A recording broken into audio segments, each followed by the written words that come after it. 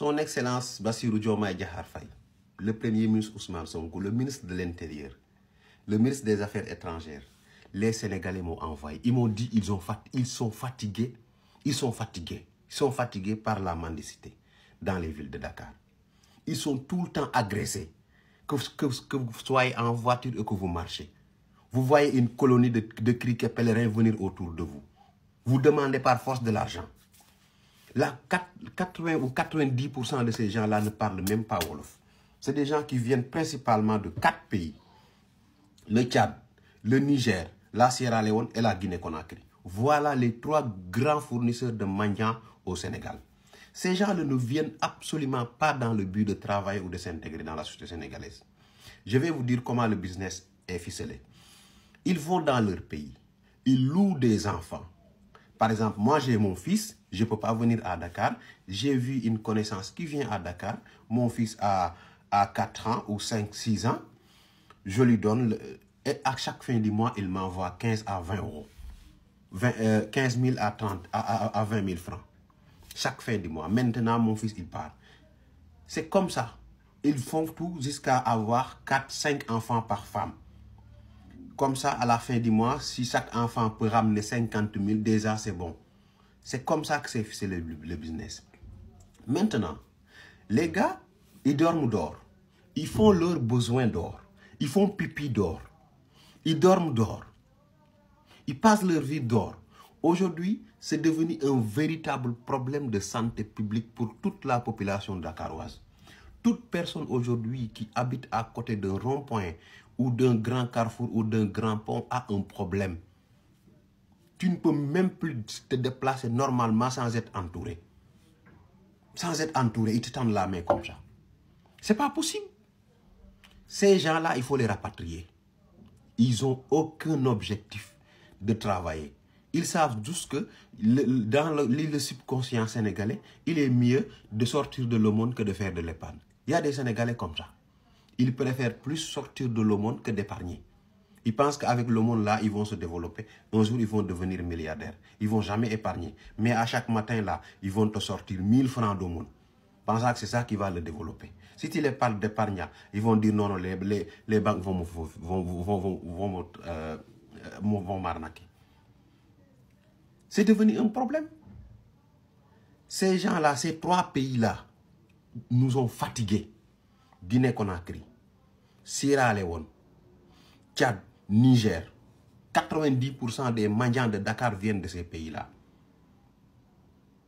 Ils n'ont aucun objectif d'aller travailler. Ils dorment dans les rues, ils agressent. Dès que tu mets ton pied à Dakar, ils t'entourent. Tu ne peux rien faire. Maintenant, prenez vos responsabilités. Ces gens ont dégradé l'environnement de Dakar. Aujourd'hui, quelle que soit la beauté des infrastructures de Dakar, là, il faut juste prendre des photos aériennes. Mais dès que vous descendez, vous dites, attends, je vais prendre la beauté de ce pont-là. Vous allez voir plus une colonie de mendiants en bas, plutôt que la beauté de l'architecture qui a été financée à coups de milliards. Pareil pour les ronds-points. Vous dites ce rond-point-là, je vais prendre en photo. Vous allez plus voir des mendiants avec leurs bidons, je sais pas, leur tas de vêtements que la beauté de l'infrastructure. Ça ne peut pas continuer. Il faut que vous preniez vos responsabilités. On ne peut pas faire des milliers de kilomètres uniquement pour manger.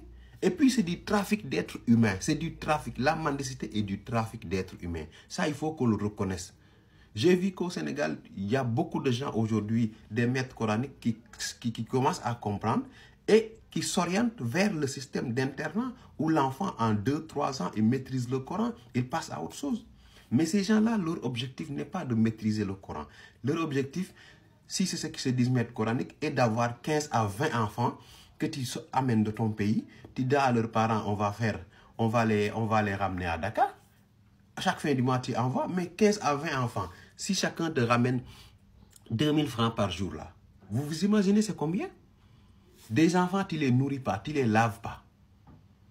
Les mecs ne se lavent pas. Ils se nourrissent de la mendicité. Quand ils ont soif, ils vont quémander de l'eau pour boire. Toi qui les exploites, tu n'es pire qu'un esclavagiste. Il faut que l'État prenne ses responsabilités et accepte de taper dur. Et puis, Les Sénégalais m'ont demandé de vous avertir aussi. Ce que vous aviez fait il y a 6 mois là, ou il y a 6 mois ou 8 mois là, on ne veut plus ça.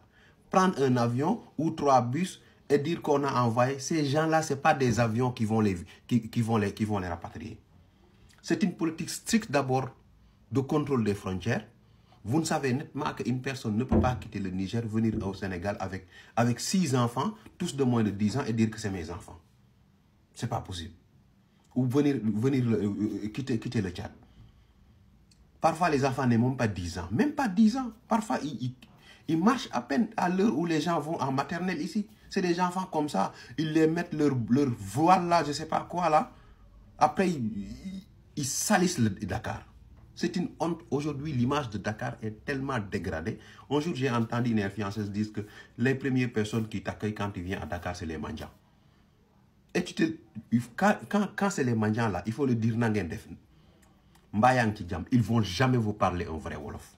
Parce que la plupart, ce n'est pas des Sénégalais. C'est des gens qui sont envoyés par leurs parents pour se faire exploiter par des fainéants.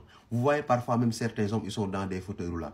Je sais que s'ils ont peur, ils vont marcher normal. Ils n'ont rien. D'autres, qu'est-ce qu'ils font? Ils mettent dans le grand boubou, le caftan qu'ils mettent là, ils mettent une main à l'intérieur. Toi, tu les vois, tu penses qu'ils ont le bras coupé, alors qu'ils n'ont pas le bras coupé.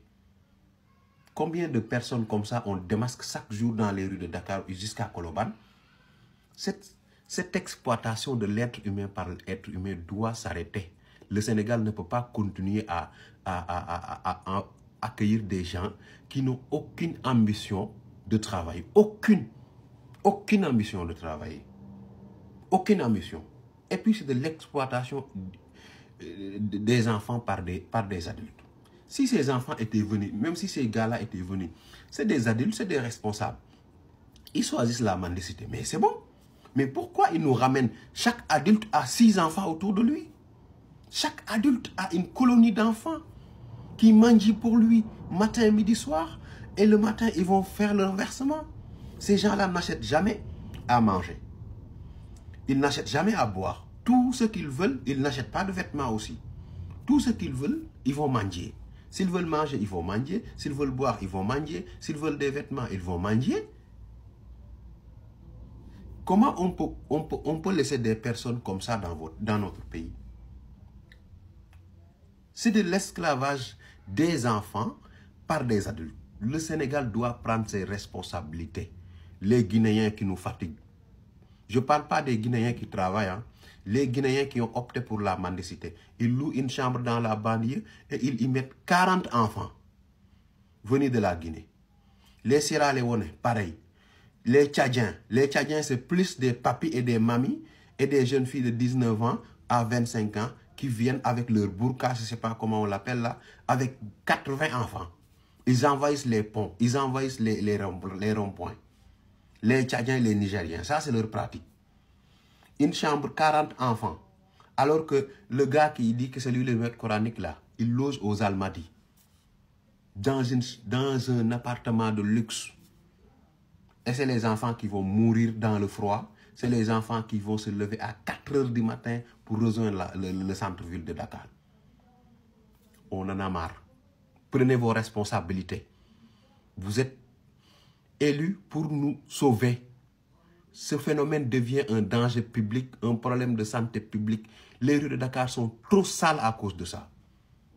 On ne peut même plus aller dans une rue s'asseoir correctement sur un banc et prendre un petit café ou prendre un petit thé chez le Paul Fouta.